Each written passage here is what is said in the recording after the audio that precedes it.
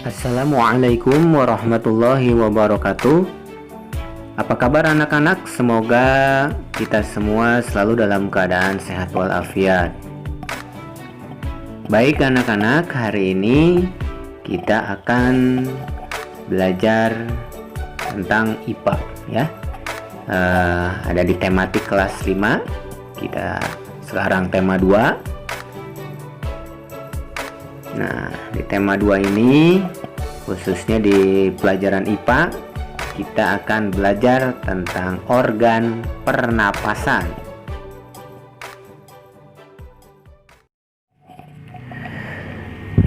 Baik anak-anak, materi kali ini yaitu tentang organ pernapasan hewan.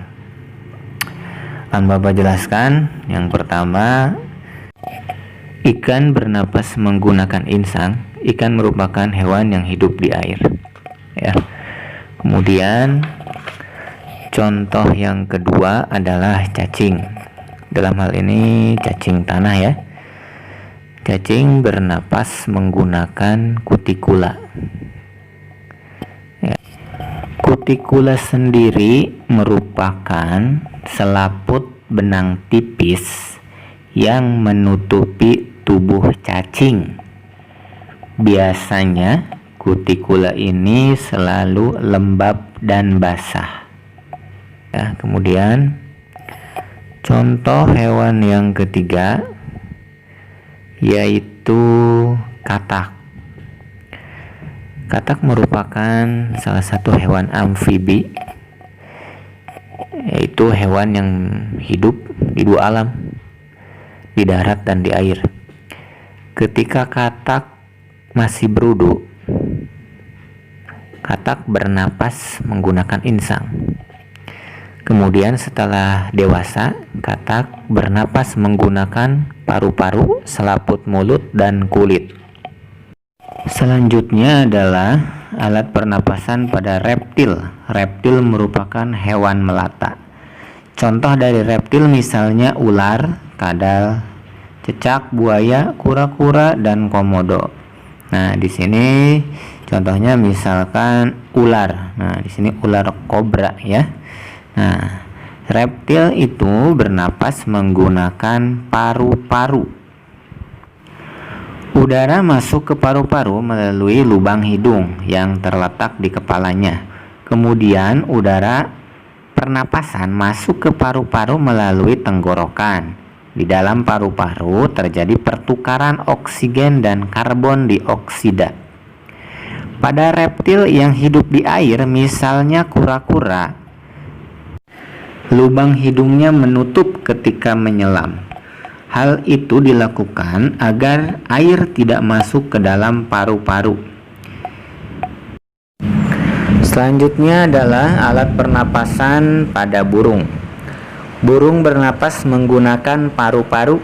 Selain itu, burung juga memiliki kantong-kantong udara atau pundi-pundi udara yang berdinding tipis.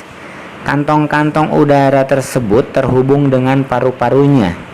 Ketika kantong udara tersebut digembungkan, maka tubuh burung akan sangat ringan.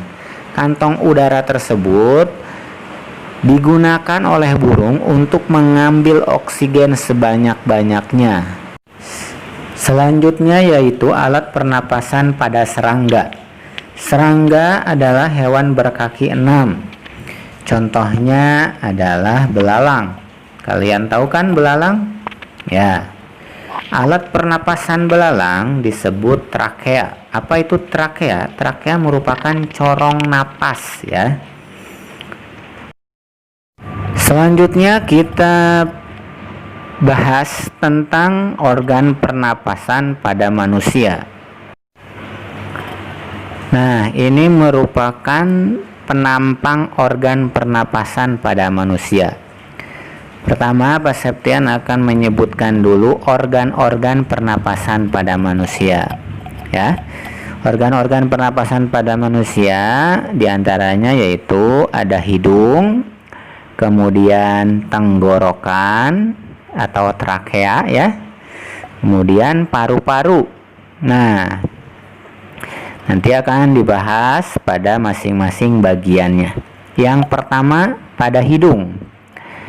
Pertama-tama udara atau oksigen masuk ke dalam hidung. Di hidung itu udara akan disaring oleh bulu-bulu hidung supaya udara yang masuk dalam keadaan bersih. Selain itu juga di dalam hidung terdapat lendir yang berfungsi untuk menghangatkan udara yang masuk ke dalam tubuh. Yang kedua adalah tenggorokan, ya.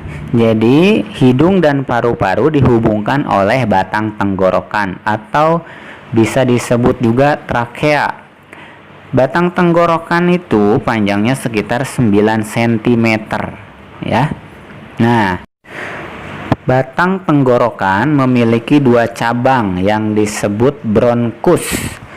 Bronkus berfungsi sebagai jalan udara menuju paru-paru. Bronkus kanan menuju paru-paru kanan, sedangkan bronkus kiri menuju paru-paru kiri. Selanjutnya paru-paru. Nah, udara sampai ke paru-paru melalui bronkus, ya. Paru-paru terletak di dalam rongga dada, tepatnya di atas diafragma. Apa itu diafragma? Diafragma adalah sekat antara rongga dada dan rongga perut. Ada dua buah paru-paru, yaitu paru-paru kanan dan paru-paru kiri. Paru-paru kiri terdiri atas 2 gelambir, sedangkan paru-paru kanan terdiri atas 3 gelambir. Paru-paru dibungkus oleh selaput yang disebut pleura. Di dalam paru-paru, bronkus bercabang-cabang menjadi bronkiolus. Nah, bronkiolus itu berakhir di gelembung paru-paru yang disebut dengan alveolus. Alveolus jumlahnya sangat banyak. Di dalam alveolus terjadi pertukaran antara gas oksigen dan karbon dioksida. Setiap kita bernapas, udara segar yang mengandung oksigen masuk ke dalam paru-paru. Kemudian oksigen itu diedarkan ke seluruh tubuh melalui pembuluh darah. Pada waktu yang bersamaan, karbon dioksida dikeluarkan dari dalam tubuh melalui paru-paru, ya. Dalam tubuh kita, oksigen diperlukan untuk melepaskan energi dari makanan. Energi tersebut diperlukan tubuh untuk pertumbuhan dan perkembangan. Itulah tadi penjelasan materi tentang organ pernapasan. Semoga anak-anak semuanya selalu diberikan kesehatan, kepahaman, serta kelancaran dalam belajarnya. Sekian dari Bapak. Assalamualaikum warahmatullahi wabarakatuh.